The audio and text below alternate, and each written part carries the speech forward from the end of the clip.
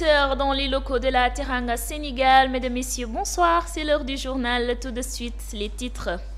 Le cadre unitaire syndical des enseignants du moyen et du secondaire CUSEMS hausse le ton suite aux arrestations récurrentes des enseignants lors des manifestations du parti PASTEF qui font l'objet de garde à vue, voire d'emprisonnement.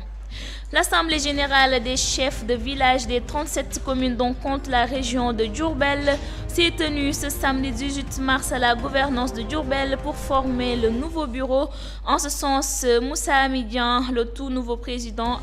décline sa feuille de route. Nous y reviendrons dans ce journal. Les membres du collectif de Mbour 4 Authentique ont fait face à la presse ce dimanche pour dénoncer la situation de Mbour 4 qu'ils estiment désastreuse après la déclassification des terrains par le président de la République, Macky Sall. Et pour finir, l'association sénégalaise pour le suivi et l'assistance aux malades mentaux Assam a inauguré son centre de prise en charge médicale et de réinsertion sociale des malades mentaux dans le quartier Bouchra dans la commune de Kaolack. C'est la fin des titres, reste avec nous, le développement c'est dans quelques instants. mbokk yi juróom-ñetti waxtu moo jot waxtu wi ñeel xibaaru mbarax yi li gën a fës ñu daal di koy dooree ak li nga xam ni moo di kuréelu jàngalekat bi di CUSEMS nag ñoom daal dinañ mer ba futtu yëkkati seen i kàddu ci seen mbokku jàngalekat yi ñu teg loxo ci manifestation parti PASTEF bi ñu amaloon ni ki alxames bi ñu génn ca Ndakaaru ñu daal di wéyal ak chef de village 37 communes yi nga xam ni région bu Diourbel daal dina cay bokk def nañ seen assemblée générale ni ki gaawoo daal dinañ tabb nag seeni njiit bu yees fii ci diwaanu Thiès membre collectif bu Mbour 4 Authentique jàkkaarloo nañu way taskatu xibaar yi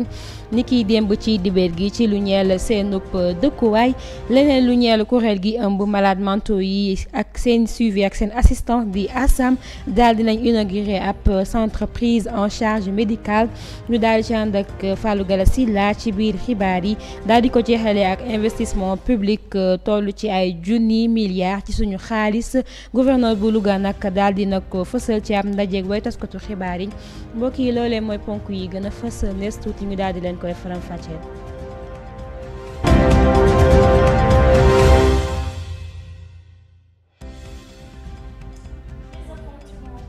Ont déroulé jeudi matin à Bignona ont fait des victimes. À l'en croire des informations recoupées sur place par nos confrères, un jeune homme du nom de Mamadou Korkaba, âgé de 21 ans, a rendu l'âme après avoir reçu une balle en pleine tête.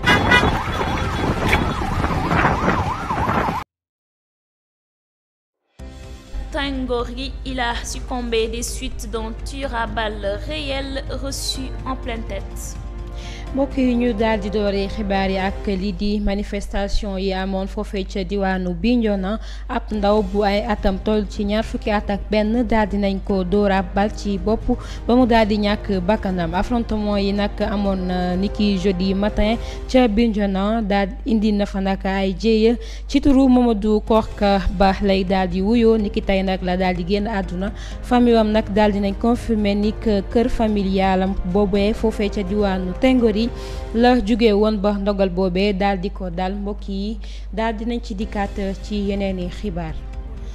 Le cadre unitaire syndical des enseignants du moyen et du secondaire CUSEMS hausse le ton suite aux arrestations récurrentes des enseignants lors des manifestations du parti PASTEF qui font l'objet de garde à vue, voire même d'emprisonnement. Les syndicalistes exigent la libération sans condition de ces derniers et prennent l'État du Sénégal pour une responsable des conséquences qui peuvent en découler. C'est dans ce sens que nous avons recueilli les propos de Khadim Diouf, membre du CUSEMS, et Modi Diouf, chargé de l'organisation de la FENAPES dans ce reportage. 8 enseignants ont été arrêtés suite aux manifestations du parti PASTEF ce jeudi à Dakar. Ainsi, le cadre unitaire syndical des enseignants du moyen secondaire CUSEMS a dénoncé ce dimanche les multiples arrestations arbitraires, entre autres violations. Khadim Diouf, membre du CUSEMS PASTEF, s'est prononcé. Donc c'est avec regret que nous avons constaté cela, parce que d'après ce que l'on sait, les enseignants arrêtés étaient dans l'exercice de leurs droits fondamentaux garantis par la Constitution. Que ce soit une marche autorisée ou pas, L'essentiel est que le droit de marche est garanti par la Constitution. Ceux qui ont donc bravé l'interdiction ont considéré que la marche obéit au régime déclaratif, ce qui fait qu'on doit seulement informer l'autorité qu'une marche doit être tenue. Si dans cet exercice-là, ils ont été arrêtés, certains pensent que c'est juste ou bien ça n'a rien à voir avec le syndicalisme, mais nous avons estimé que ceci effectivement est une privation des libertés, ceci est également une entrave à l'exercice donc de ces droits fondamentaux. C'est d'ailleurs la raison pour laquelle on s'est concerté, on a décidé vraiment de mener la lutte sur le plan syndical pour que nos collègues soient donc libérés. La Fédération nationale des associations des parents d'élèves et étudiants du Sénégal, FENAPES, réagit, indiquant qu'elle ne permettra pas qu'une telle situation perdure, hypothéquant l'avenir de leurs enfants. Des enseignants arrêtés lors d'une manifestation politique, moi je les considère comme des politiques, ce n'est pas des syndicats. Vous savez, le syndicaliste, il a le droit de poser ses revendications, mais c'est dans le cadre du plan syndical, surtout qu'on vient de sortir d'élection de syndicats représentatifs au niveau du syndicat de l'éducation. Eh bien, des enseignants qui sont des citoyens, qui ont le droit, comme tout citoyen, de faire de la politique. Eh bien, maintenant, sur le champ politique, ce qui leur arrive, mais qu'il faut qu'ils s'assument, mais que l'État également prenne ses responsabilités. Moi, en tant que parent d'élève, c'est l'avenir de mes enfants, que le quantum horaire ne soit pas agressé. On peut faire de la politique, on peut faire du syndicalisme, c'est des citoyens comme tout le monde, ils doivent quand même savoir faire la part du... À noter, le CUSEMS a annoncé un débrayage ce lundi à 9h, suivi d'une grève totale programmée pour le mardi 21 et mercredi 22 mars.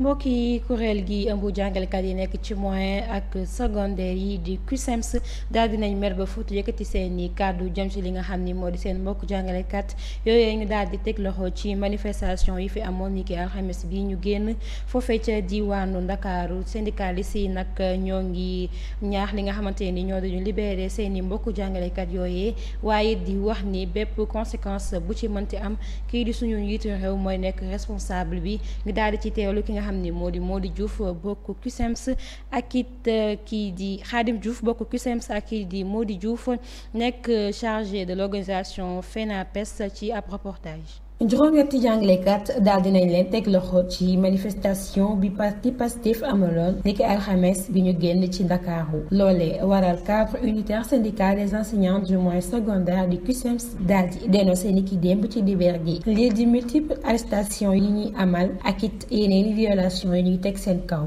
Khadim Diouf bokk ci CUSEMS Pastef daal dina ci àddu. dañ koy ñaawlu parce que dañ jàpp ni ñii ñu arrêté lañ doon def ba ñu arrêté leen seen droit seen àq ak yelleef la di ko def ñu jàpp leen ci alors bu doon dañu def loo xam ni yoon da koy aaye wala ñu def loo xam ni c'est délit la wala crime yoonu syndicat nekku ci mais enseignant bi rôle am mooy faire de sorte que askan bi muy formé seen droit yi seen devoir yi nga xam ni moo gën a suufee que ñu nangul leen ko muy le droit de marche. bi ñu ko defee nag ñu jàpp leen ñun nag ñu ne donte loolu rek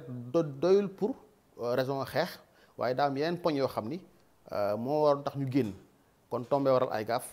ñu génn boolewaal ci point yooyu nga xam ni mooy jàpp bi ñu jàpp suñu camarade. Fédération nationale kuréel yi ëmb waajuru ndongo yi ak it étudiants yi ci Sénégal di FENAPES réagir nañ fësal it ne duñ bàyyi bi la situation di yàgg nga xam ni day daal di hypothéquer lii di avenir xale yi. waaw jàngalekat yu dem manifester ji ñu arrêté leen ñu bëgg ni ci seeni revendication ci seeni syndicat nañu libérer seen camarades yooyu sinon buñ ko deful. Eh bien du ñu dellu ci classe yi dama ni jàngalekat bi muy dem di revendiquer dans un mouvement politique na jàpp ni mbubu syndicaliste bi teg na ko ca ginnaaw donc bi muy dem mbubu politique bi la yóbbaale moo tax na nag maa ngi wax sunu doom yooyu sunu jarbaat yooyu yore syndicat yooyu nañu la différence entre syndicat bi ak parti politique bi. syndicat bi am na cadre approprié yoo xam ni mën nañ fa poser revendication surtout burki démb la ñu génne ba ci seen élection de représentativité ñoom bokk nañ ci ñi ñu retenir notamment le CUSEMS. Qu'est-ce qui les empêche de prendre langue avec les autres syndicats? Ñu jël rendez-vous avec l'autorité, le ministre ñoo xool seen examen yooyu nañ koy examiner. ñu tënk ni CUSEMS tëral na ab plan d'action daal di def ab débat. Des chefs de village des 37 communes dont compte la région de Diourbel s'est tenue ce samedi 18 mars à la gouvernance de Diourbel pour former le bureau. Moussa Amidian, le tout nouveau président, décline sa feuille de route que voici au micro de Medoune Diaw. Il y avait un bureau provisoire qui a été désigné et on a fait un travail en amont. On a réussi à réunir les présidents des 3 départements pour former un bureau consensus. Comme vous l'avez remarqué dans la salle, ça a été approuvé par acclamation. Donc c'est un vote c'était pas un vote, mais c'est une élection à l'unanimité. Donc nous nous en félicitons. Donc nous avons montré notre maturité, notre responsabilité en tant que chef de village. On n'a pas besoin d'élection à main levée vraiment. Le rôle du bureau, ce sera vraiment de prendre tous les chefs de village en considération, de les regrouper autour d'une association, de parler en leur nom, de réagir aussi en leur nom, de prendre des décisions aussi en leur nom, parce qu'il ne faut pas se leurrer. Hein. On nous dit que le chef de village n'est pas, je sais pas quoi, un élu. Non, nous sommes les meilleurs élus de ce pays. Nous sommes élus par des chefs de carré, donc nous sommes des élus. Nous avons la possibilité d'occuper toutes les postes de responsabilité hein, dans les institutions de l'État, dans les nominations de l'État, parce que nous sommes des agents de l'État. Mais contrairement aux gouverneurs et aux préfets qui n'ont pas ces décisions-là, nous sommes élus par des chefs de carré, par des grands électeurs. Donc nous avons droit à tout ça. Hein. Vous savez, le premier rôle du chef de village, c'est de recouvrer la taxe rurale, premièrement, et de veiller au respect des institutions et de l'État sénégalais, des lois et règlements de ce pays. C'est notre mission principale, c'est notre mission régalienne. Mais quelquefois, vous savez que les chefs de village hébergent les fonctionnaires. Je sais pas quoi, les voleurs. Des fois, on attrape un voleur, on dit, allez, le chef de village, prends ça, prends ta décision, c'est à toi de l'amener à la gendarmerie. Des fois, quelqu'un s'est égaré, tu le prends en charge. Tu prends ça des enseignants, tout ça là quoi. Mais ce rôle-là est très important. Donc nos moyens étaient limités, mais vraiment ça commence à s'améliorer hein, parce que le président de la République a vu que nous jouons un rôle très important dans ce pays et nous a accordé des indemnités de 50 000 francs par mois. Ce n'est pas rien hein, par rapport à ceux qui n'avaient pas absolument rien. Donc vraiment les moyens commencent à venir. Et je pense que vous me faites revenir à mes sentiments. Nous allons lutter pour que les conditions d'existence des chefs de village s'améliorent, à savoir mbokk yi ab assemblée générale bu chef de village yu toll ci fanweeri commune ak juróom-ñaar foofee ca région bu Diourbel daal di cay bokk nag amal nañu seen assemblée générale ni ki gaaw yemoo woon nag ñaar fukki fan ak juróom-ñett ca gouvernance bu Diourbel ngir rek defal li nga xam ne moo di seen bureau ci biir boobu la ndaje nag tabb nañ seen njiit bu bees muy wuyoo ci turu Moussa Amidian daal di na cay sax fësal li nga xam ne moo di feuille de route ñu daal di koy teewlu ci micro Medoune Diaw. léegi ñu organiser benn assemblée générale boo xam ne si chef de village région Ndiarème yëpp dañ ciy teew maanaam moo am aussi des bases légales xam nga des fois nga dégg autoparaka bi ne maay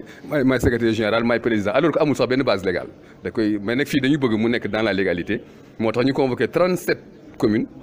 à raison de 3 délégués par commune ça va faire 111 chefs de village qui représentent tous les chefs de village de Diourbel et on a élu ñu faral benn assemblée générale boo xam ne si à l'unanimité par acclamation lañ ko tëralee. Donc moo waral suñu ndaje mi tey donc désormais dañ xam ne Ndiarème am na association régionale des chefs de village. waa li ñu njëkk a teg ci jéego ci lu gàtt mooy nit ñi xam lan mooy gëdd chef de village parce que quoi que l'on dise nit ñi comprendre ñu ba léegi quoi dama xamul ñi ñuy jiite ñoo xamul seen prérogative wala seen i rôle ñi ñuy jiite ñoo xamul ñoom li ñu doon mais foofu la ñuy accès suñuy lutte d'abord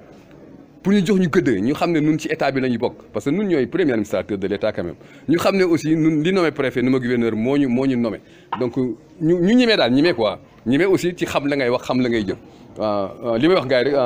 à partir de ce moment d'ici à Diourbel prendra le départ d'un type de chef de village nouveau loolu bu leen si kenn tane tout ça va changer quoi parce que ñun kenn dootuñu géttan kenn dootuñu tegloo luñ mënul te luñ bëgg aussi dañ koy mën a wax man koo def loolu daal mooy yëlee ndaje mi tey ji xam nga chef de village dafa goree dafa toog ci ruxoom rek ñu ne ko yow chef de village bi maanaam c'est un titre honorifique quoi en quelque sorte parce que amuloon benn retombée maanaam da ngay sonn ndax bu njëkk sa baay moo daan nekk chef de village nga dee nga doon mu dee nga doon ko léegi amatul parce que chef de village kenn waru ko doon maanaam c'est une fonction élective dañ la war a fal chef de carré yi ñoo lay fal chef de carré yi bu ñu la falee nga nekk chef de village là vraiment nag tu es un représentant de l'État am na noo war a doxalee ak sa population nga am moyen nga ñàkk am même bu amul moyen da ngay xalaat ne yow dañ la fal au moins wala sa baay moo ko defoon ñu renouveler confiance donc atu boobu moo ëpp doole ñu lay fay 1 million par mois mais heureusement que léegi mi ngi commencé tane ndax da nga daan héberger sàcc héberger ab dof héberger ku yaram naqari ku xuloo ñu dem chef de village ba ku am problème ñu dem chef de village ba kuy fay l'impôt fay leen yaa yaakaar ci ay jiw te daawuñ la jox dara léegi nag président de la République xëy na xam na ne loolu jaadu wutoon bon président Blade moo ko njëkkee woon mais xam nañ fa mujjee daal mais bi ñoom mel na ni dina baax te ñu ngi ñaan mu yokku te ci lañ taxaw pour mu yokk bientôt di nga. À Thiès, les membres du collectif de Mbour 4 Authentique ont fait face à la presse ce dimanche pour dénoncer la situation de Mbour 4 qu'ils estiment désastreuse après la déclassification des terrains par le président Macky Sall. Ces derniers dénoncent les décisions prises par les autorités thiessoises pour le recensement des terrains. Pour plus de détails, suivons leurs propos au micro d'Abdoulaye Ndiaye. À son Excellence, le président de la République du Sénégal, M. Macky Sall. Son Excellence, nous venons auprès de votre haute autorité vous informer de la situation plus que désastreuse qui prévaut aujourd'hui sur le site de Mbour 4 Extension. Après l'acte historique et de haute portée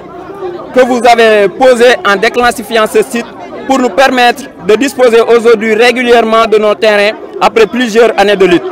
En effet, depuis plus de 10 jours, les autorités de Thiès ont ordonné un recensement qui a pris des allures extrêmement inquiétantes.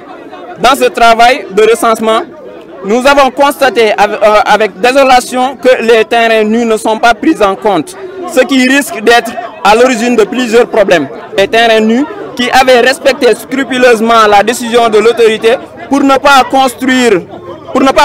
dans un site encore classé devraient être servis en première pour des raisons de cohérence. Monsieur le Président, aujourd'hui la tristesse est le sentiment le mieux partagé par ces pères et mères de famille qui pensaient que le bout du tunnel était tout proche conformément à vos instructions.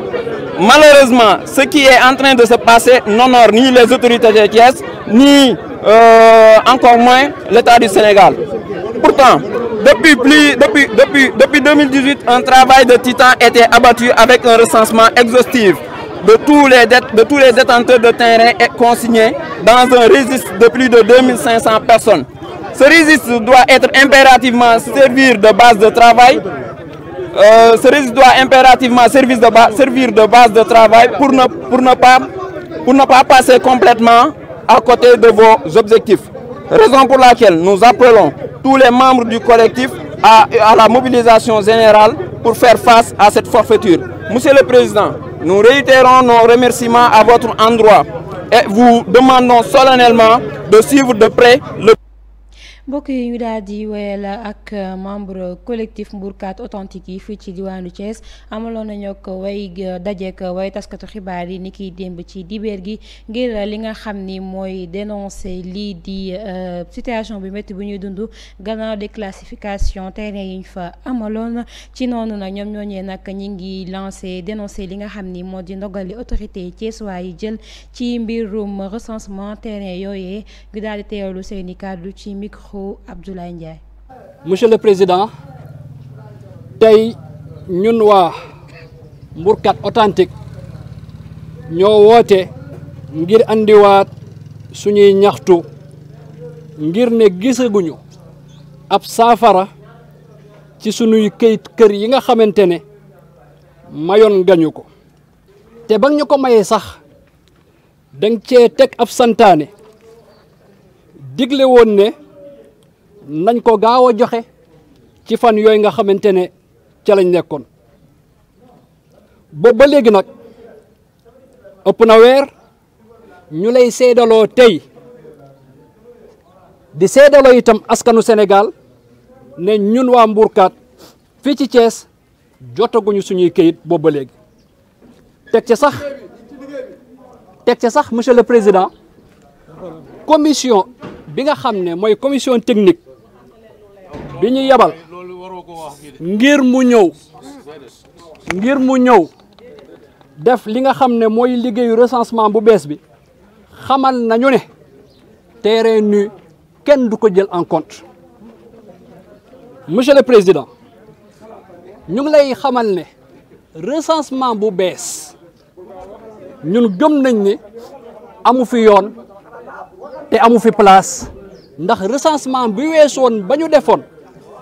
monsieur le préfet Fodé Fall moo ko santaane woon te lii nga xam ne mooy état nag ñoom jàng nañ te ñun jàngal nañu ne état continuité la monsieur le président li nga xam ne mooy recensement boobu ñu defoon te état moo ko santaane woon ci ndigle préfet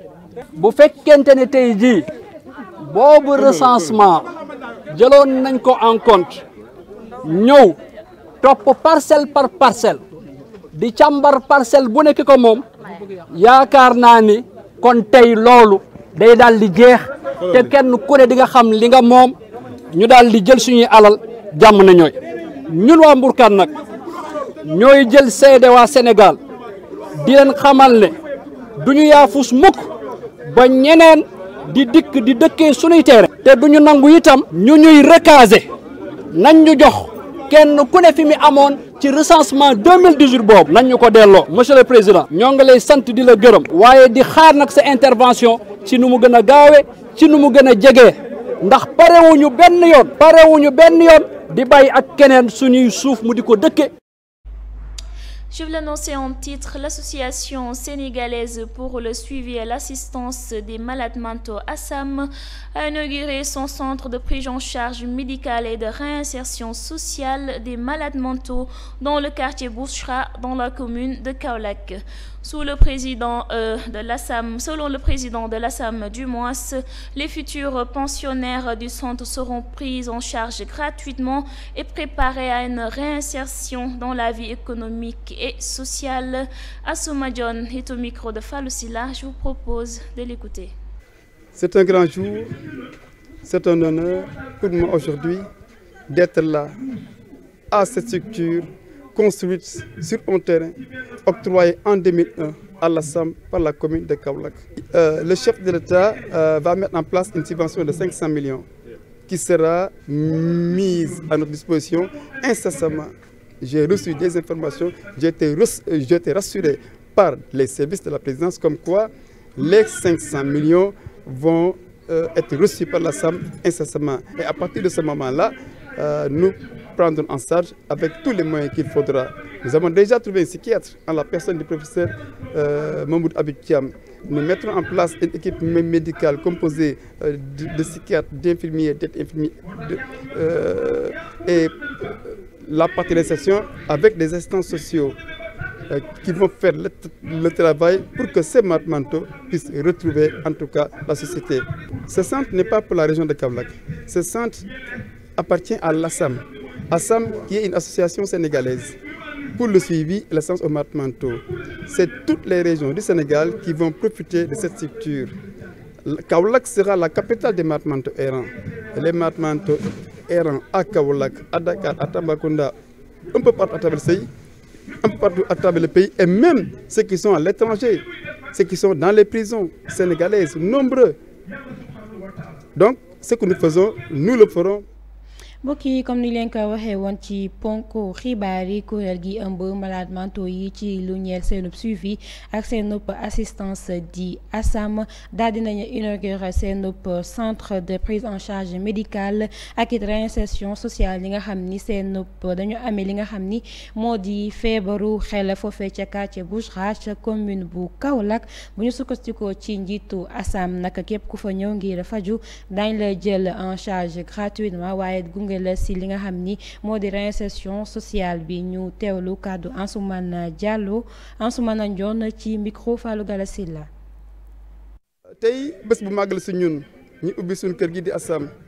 état bu Sénégal tabaxal ñu ko autour de 800 millions waaye nag dëgg rek mooy dëgg fii ak ay fan yu néew